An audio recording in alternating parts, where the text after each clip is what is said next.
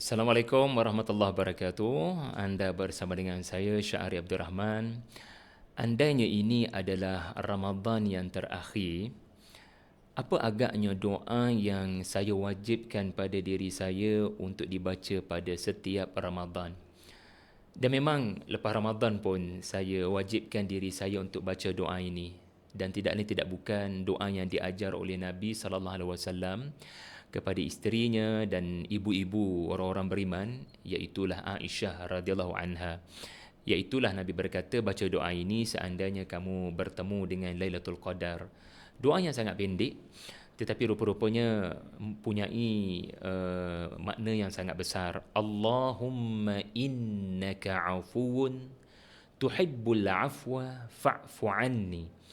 Ya Allah, berikanlah afumu, berikanlah keampunanmu. Engkau sangat suka mengampunkan. Afu dia berbeza daripada ghafur. Afu adalah bermaksud memadamkan, menghilangkan sehingga tiada kesan, tiada baki, sisa, tiada bau. Apabila ghafara, bila Allah menamakan dirinya ghafur, maknanya Allah tutup dosa itu daripada kelihatan. Tetapi orang mukmin yang lalu Ramadan, dia masih akan gelisah kalau dosa masih ada, cuma ditutup, di cover saja. Jadi risaunya qalbu, hati orang mukmin ini menyebabkan dia rasa tak cukup dengan ghafur, maka dia memanggil Allah dengan afu. Maknanya apa, ya Allah, jangan biar dosa tu ada walaupun ditutup. Hilangkan terus, kerana boleh jadi ada walaupun tertutup.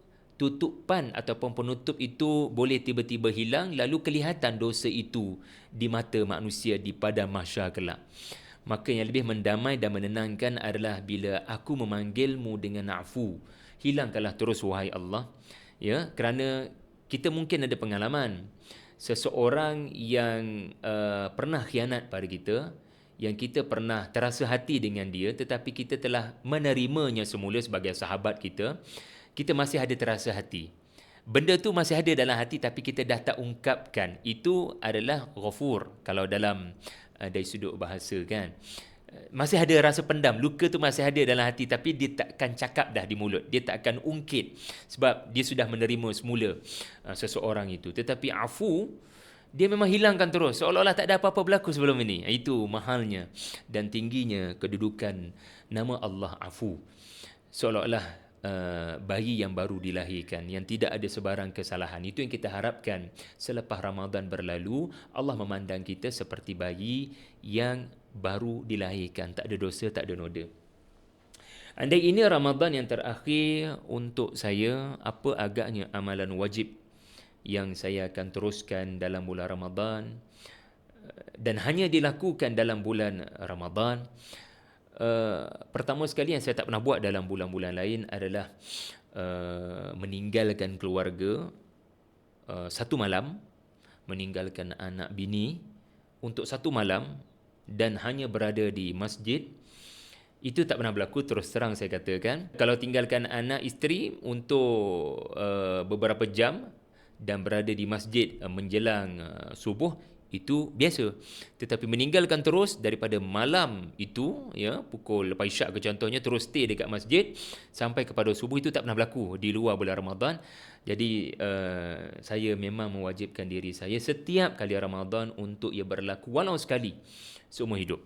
Kerana pengalamannya berbeza bila kita baca Quran, bila kita dengar Quran daripada imam pada malam-malam 27 khususnya. Jadi itu yang saya wajibkan diri saya untuk hanya berlaku dalam bulan Ramadan. Selain daripada itu, yang hanya berlaku dalam bulan Ramadan adalah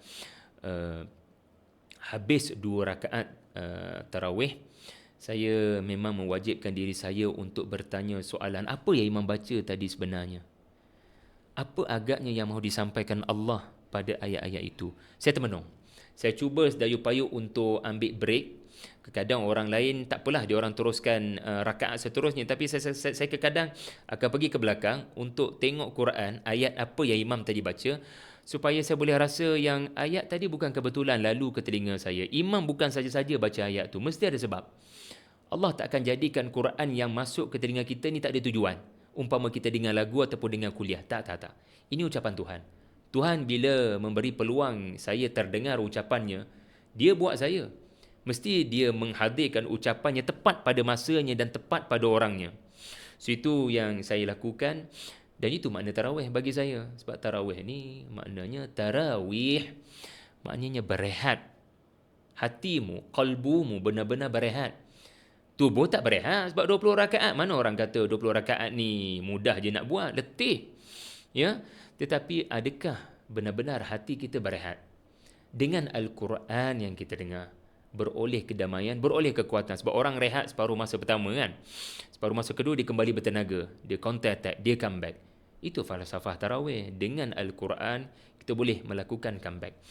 Kemudian kalau ini Ramadan terakhir, apa amalan wajib yang saya akan lakukan bersama dengan keluarga ataupun saya sendirilah? Yang wajib saya lakukan adalah saya akan sebar di Facebook saya, Instagram saya, dan mungkin Ramadan kali ini di TikTok saya akan share juzuk-juzuk yang imam akan baca pada malam itu. Apa sinopsisnya? Contoh, malam tu malam 2 Ramadan. So, nak menuju kepada buka puasa tu, sebelum buka puasa tu, saya akan share dah dekat media sosial saya, ya, apa konten juzuk 2. Sebab malam tu imam, dia bergantung jugalah kita pergi masjid dan surau mana. Kalau imam memang baca baju juzuk, alhamdulillah. Dengan harapan jamaah ataupun masyarakat yang pergi ke masjid yang imam baca baju juzuk ni, dia dah ada gambaran apa yang konten imam sampaikan pada malam itu. Sebab kita tak naklah Quran kita baca dalam tarawih ni kita tak faham. Maka sebaik-baik tarawih adalah yang kita dah ada gambaran ayat-ayat itu menceritakan tentang apa. Mungkin kita tak faham setiap ayat, it's okay, tapi sekurang-kurangnya malam ni imam akan baca cerita pasal perang Uhud. Okay. Kemudian apakah target saya setiap Ramadan? Setiap kali Ramadan apa target saya? Dan adakah saya dapat mencapainya setiap tahun? Memang ada target yang saya always berjaya capai, dan memang ada target yang saya punyai track record tak pernah berjaya. Okey, yang saya sentiasa berjaya bifadlillah walhamdulillah adalah berjaya memutuskan satu surah untuk setiap kali Ramadan untuk dibaca dari awal hingga ke akhir dengan kefahaman. Ya, bukan sekadar terjemah tetapi dengan kefahaman. Sebagai contoh, pada tahun lepas saya berjaya baca dan faham, ya, pendek kata kalau tulis terjemahan tu boleh tulislah surah Taha sebagai contoh. Cuma tak berjaya untuk hafal surah berkenaan. Satu lagi yang saya punya target setiap Ramadan tapi tak pernah berjaya, sedih juga sebenarnya, adalah khatam Quran. Terus terang saya kongsikan kepada tuan-tuan, di mana saya cuba tapi gagal. Sebab saya susah nak lalu setiap halaman kalau tak faham terjemahan ayat tu. Setiap kali saya lalu satu halaman ni, saya rasa rugi kalau saya tak faham ayat tu. Saya rasa rugi sangat. Dia macam singgah dekat RNR yang ada jualan promosi dan anda tak ada sebarang perasaan. Anda lalu je RNR tu, anda tak singgah pun. Jadi bagi saya tak boleh buat macam tu pada Quran. Saya rasa saya kena ambil masa sikit lah tengok terjemahan sebelah ni, ayat ni pasal apa, ayat ni pasal apa. Tak payahlah panjang sangat, tetapi jangan sampai buat tak tahu pula. So kerana mengambil masa baca terjemahan dan ambil masa cuba belik tafsir ayat ni, saya tak faham lah, complicated lah. Yang tu menyebabkan akhirnya azam untuk khatam tak dapat. Sebenarnya yang baiknya adalah anda berjaya khatam Quran dalam bulan Ramadan dan anda boleh faham paling kurang ayat tu cerita pasal apa. Tak perlu detail pun. Itu nikmat yang paling berharga yang kalau anda dapat capai, alhamdulillah. Tapi itulah target saya yang gagal dicapai pada setiap tahun. Di sebalik ada yang berjaya. Akhir sekali, Apakah cabaran terbesar yang dilalui pada setiap kali Ramadan? Pastinya pekerjaan yang mesti diteruskan seperti kebiasaan walau dalam bulan Ramadan. Ikut hati ni nak bercuti lah. Tapi siapa kita untuk mencutikan diri kita? Ya, kita bukan bos-bos besar yang boleh pergi sana, pergi sini, pergi umrah ke apa kan untuk semata-mata menghabiskan Ramadan. Tapi satu hikmahnya adalah bila kita dapat bangun pagi lebih awal, namanya sahur, dan kita boleh tidur lebih awal lepas tarawih kita penat, bukankah itu cara hidup yang sepatutnya berlaku pada kita? Yang mungkin tak berlaku dalam bulan-bulan sebelumnya, kita always tidur lewat, kita always bangun lewat. Ramadan datang nak ajar kita, ya kamu kena bekerja macam biasa, tapi cara kamu bangun pagi, cara kamu tidur, menguruskan tidur kamu mesti berbeza. Dan apa jadi bila kita tak sibuk makan, cari makanan tengah hari ke, kita tak sibuk cari makan petang ke, kita akan lebih fokus pada pekerjaan. Dan inilah hadiah paling besar Ramadan. Hadiah paling besar Ramadan adalah menghadiahkan pada kita fokus pada pekerjaan, sebab kita sudah tidak disibukkan dengan urusan makan minum.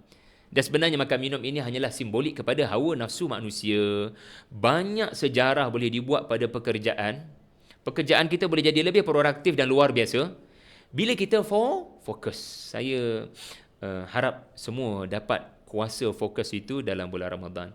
Ibu-ibu yang berada di rumah yang kena uruskan anak-anak macam biasa, walaupun datang Ramadan, tolong jangan sedih. Sebab apa? Sebab anda sedang beribadah walau menguruskan anak-anak macam biasa. Tolong jangan kata macam biasa.